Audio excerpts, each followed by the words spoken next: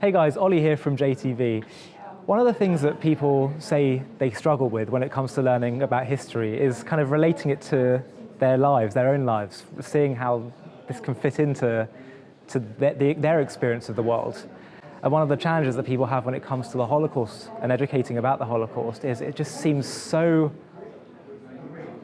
incredible and so hard to conceive of that it can sometimes be very difficult to really relate to. And the National Holocaust Centre have just set up a new exhibit where they're going to be doing a virtual reality experience where you can start to feel like you're actually in Nazi Germany or Nazi Europe, and you're in a concentration camp or you're by a Jewish ghetto. I've never experienced anything like this in terms of an educational experience, historical educational experience. We're going to show you some clips and some of the things that they have to offer, but you must make sure you go to this exhibit. We're going to put a link in the video to see where the available dates for you to go to check it out, but I highly, highly encourage you to see it. And we're also going to interview some of the people that have been behind this amazing project.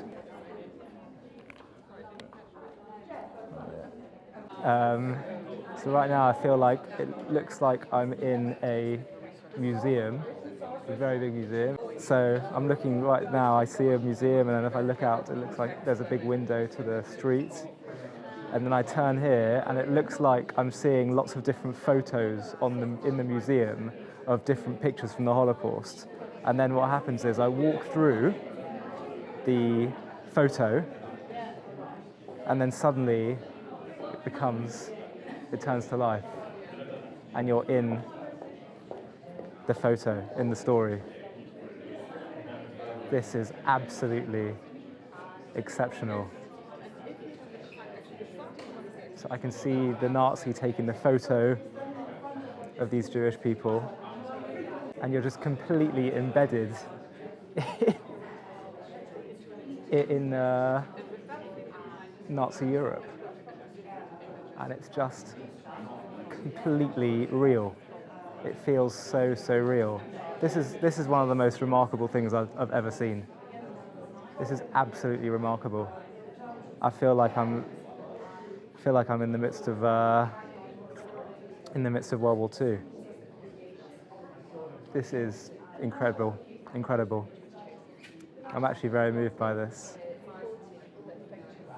That is absolutely exceptional. I've never experienced anything like that in terms of a historical experience, and you must come to this. If you're in the UK, you need to check out the website. You need to see when it's possible to go to one of these things.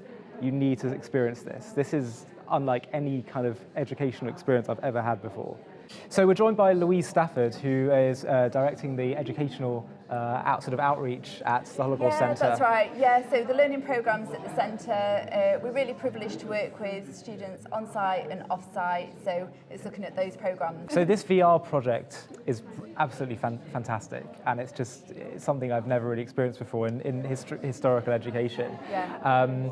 I've also noticed there's some other exhibits here which you're going to show us. Is this connected to the VR experience? Yeah, so essentially the exhibition as a whole is looking at the concept of what it means to be a witness, and it's opening that question of what it means to witness the events of the Holocaust, what contemporary questions that opens for today, and to look at doing that with a range of audiences. So the VR experience really is the gateway to that question. It's the stimulus of who is taking that opening photograph and why.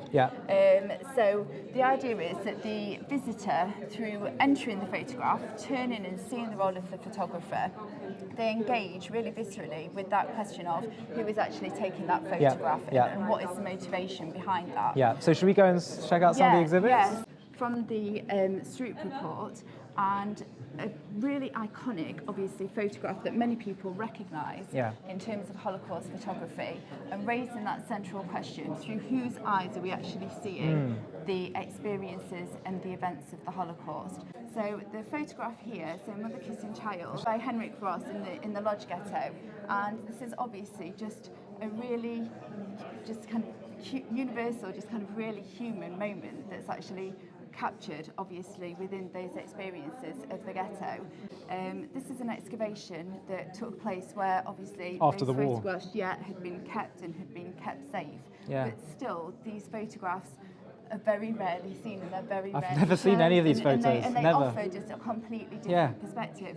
And then the images here are images taken by members of the Sonderkommando. Yeah. At the time that these photographs were taken, the crematoria were actually full, so there was a process of burning bodies. Wow. So they were forced to participate in the disposal of the bodies of victims and to participate in that process that was taking place of genocide. Wow. The last aspect then is taking contemporary situations of refugee experiences or experiences of persecution and addressing that question of humanisation or dehumanisation, and without the visitor being given the contextual information that might affect how they see that photograph, actually just asking for their perspective as to whether they think dignity is being accorded through the photograph that's being shared. Absolutely. Well, this is an incredible project, and I wish you all the best with it. And we're going to do all we can to advertise it and get as many people to come along to it throughout the year. Anyway, thank you so much. Appreciate it. Thank you. Okay, so we're now joined by Mark Cave, who is the CEO of the National Holocaust Centre and Museum, and he is also a creative genius. This is an absolutely incredible new sort of venture that you've come up with. Where did the idea sort of come from? I'm sure you were involved in the early stages of it. The idea came from, well, specifically I did, no, nothing to do with me at all. I'm just the onlooker. But what I am very keen that we do is explore new ways to make the Holocaust relatable to new audiences, and sadly even Jewish audiences, because the younger you are, the shorter your attention span is, and 75 years ago is a long time. If there's one thing that people kind of come away from this with when they come to this exhibit and see the VR and the photos and other things they might not have seen before, what would you hope they come away with? To question things visually. So it's not so much about education of the past, it's more about... This is not a history lesson. It's not a history lesson. This is a lesson in some ways in contemporary citizenship. Although I shrink from using the word lesson, it's designed to make people think, to use critical thinking, which is what the educators will tell you. And why do you think that's been lost? Because we assume, in particular with pictures, that pictures don't lie, and they do. We have to relate it to contemporary audiences, to new audiences. But isn't that challenging when, in a sense, it is such a unique incident in human history? It's unique in its sense of, listen, Holocaust education has failed. There's been 5 genocides since the Holocaust. Yeah, very true. So if we don't display any kind of empathy, then how can we expect it ourselves? Yes, so of course. I think it's a case of primacy. I think it is unique in its scale and its systemization and its horror over decades. Yeah, well, that's what I mean by the uniqueness of it. I know, for sure. For sure. But that's why we battle very hard so that the Holocaust Memorial Day is primarily looking at genocide through the lens of the Holocaust. Yeah. Because there are many other parties that want it to be about all genocides equally. Yeah. They're not all equal. Yeah. Difficult questions, but you're doing your best to address them. So thank you so much anyway. Pleasure. Thanks for having me. Thanks. To stay up to date with JTV content, click subscribe here if you're on YouTube and hit the alarm bell. And if you're on Facebook, hit the like button, and under following, click see first. If you enjoy watching JTV content and want to help us continue to grow, please consider making a donation to us by clicking here.